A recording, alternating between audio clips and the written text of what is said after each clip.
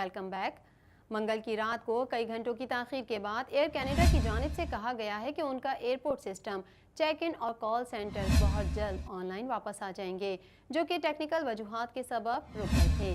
مزید جانتے ہیں اس رپورٹ میں۔ منگل کی رات کو کئی گھنٹوں کی تاخیر کے بعد ایئر کینیڈا کی جانب سے کہا گیا ہے کہ ان کا ایئرپورٹ سسٹم، چیک ان اور کال سینٹرز بہت جلد آن لائن واپس آ جائیں گے، جو کہ ٹیکنیکل وجوہات کے سبب رک گئے تھے۔ ایئر لائن کی جانب سے یہ بات بھی نوٹس میں لائی گئی ہے کہ کئی مسافروں کو فلائٹ ڈیلے کا کینسلیشن کا سامنا کرنا پڑا۔ کئی مسافروں کی جانب سے سوشل میڈیا پر یہ بات بتائی گئی کہ وہ کینیڈا اور امریکہ کے شہروں میں پھنسے ہوئے ہیں۔ ایئر لائن کی جانب سے ٹویٹ کیا گیا کہ وہ مسئلے کو حل کرنے کے لیے کوشاں ہیں، جبکہ کئی گھنٹوں بعد ٹویٹ کیا گیا کہ بہت جلد ان کا نظام آن لائن کام شروع کر دے گا۔ ایئر لائن کی جانب سے جاری بیان میں کہا گیا ہے کہ ہمیں چند فلائٹس کی تاخیر یا معطلی کا سامنا ہے، تاہم ہم اس سلسلے میں مسلسل کوششیں کر رہے ہیں تاکہ متاثرہ مسافروں کی سہولت کے لیے اضافی ٹرانسپورٹ کے لیے بھی کوششیں کریں۔ شمال مشرقی کینیڈا کے شہر وائٹ ہارس میں ایک چھوٹا طیارہ گر کر تباہ ہو گیا، جس کے نتیجے میں 2 افراد ہلاک ہو گئے۔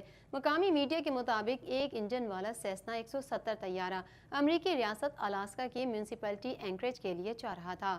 مزید احوال اس رپورٹ میں۔ شمالی مشرقی کینیڈا کے شہر وائٹ ہارس میں ایک چھوٹا طیارہ گر کر تباہ ہو گیا، جس کے نتیجے میں 2 افراد ہلاک ہو گئے۔ مقامی میڈیا کے مطابق ایک انجن والا سیسنا 170 طیارہ امریکی ریاست الاسکا کی میونسپلٹی اینکریج کے لیے روانہ ہوا۔ روانگی کی تھوڑی دیر بعد درختوں پر گر کر تباہ ہو گیا۔ ایک تحقیقاتی ٹیم گزشتہ روز حادثے کے مقام پر پہنچ گئی ہے۔ مزید تحقیقات جاری ہے۔ ٹرانسپورٹ سیفٹی بورڈ کے لیڈ انویسٹیگیٹر گریٹ ورمیر کا کہنا ہے کہ واقعے کی تحقیقات کی جا رہی ہے، جبکہ انویسٹیگیٹر تصاویر لے رہے ہیں اور دیگر تمام چیزیں ایڈمونٹن میں واقع TSB میں بھیجی جائیں گی۔ ان کا کہنا ہے کہ اس طیارے کے حوالے سے کچھ بھی کہنا قبل اس وقت ہوگا، جو کہ 1952 میں بنایا گیا تھا۔ حال ہی میں کینیڈا کالج کرکٹ کی جانب سے آل اسٹار کینیڈا کالج اور آل اسٹار امریکی کالج کے درمیان 3 میچز کی سیریز کا انعقاد کیا گیا، جو کہ کینیڈین اسٹار نے 1-2 کے تناسب سے جیت لی۔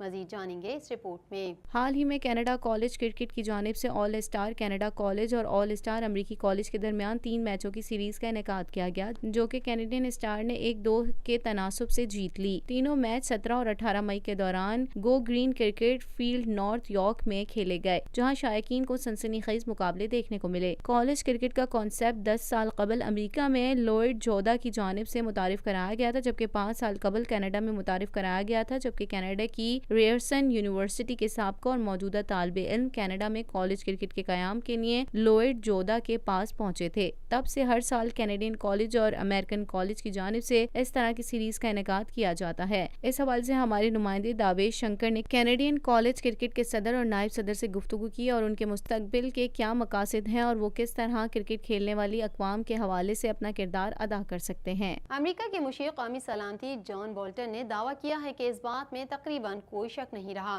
کہ امریکہ کو تیل فراہمی پر مامور سعودی بحری جہازوں پر حملے میں ایران ملوث ہے۔ مزید احوال اس رپورٹ میں۔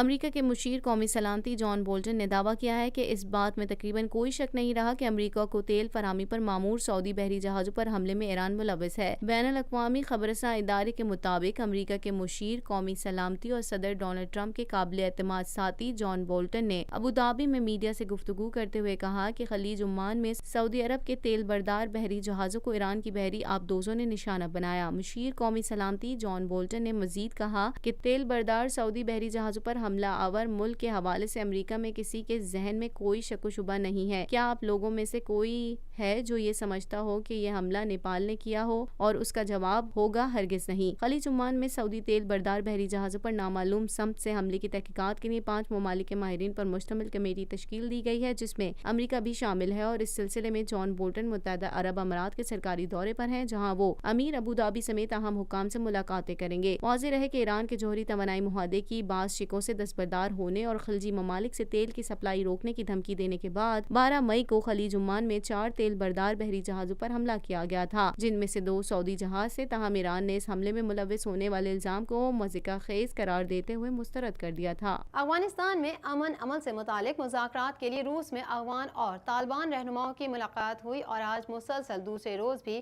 مذاکرات جاری رہیں گے۔ मजीद अहवाल इस रिपोर्ट में। अफगानिस्तान में अमन अमल से मुतालिक मुज़ाकरात के लिए रूस में अफगान और तालिबान रहनुमाओं की मुलाकात हुई और आज मुसलसल दूसरे रोज भी मुज़ाकरात जारी है। अफगान मीडिया के मुताबिक अफगान रहनुमाओं के ग्रुप की सरबराही साबिक सदर हामिद करजई और तालिबान वफ्द की सरबराही मुल्ला अब्दुल गनी बरादर कर रहे हैं। तालिबान ने अफगान अमन के लिए गैर मुल्की फौज के अफगानिस्तान से इनखला को लाजमी करार दिया है। याद रहे कि मॉस्को में इससे कबल भी अफगान रहनुमाओं और तालिबान के दरमियान मुज़ाकरात हुए थे, जिसमें मुज़ाकरात का सिलसिला जारी रखने पर इत्तेफाक किया गया था। अब तक के लिए फिलहाल इतना ही। मजीद खबरों और अपडेट्स के लिए देखते रहिए TNN TV।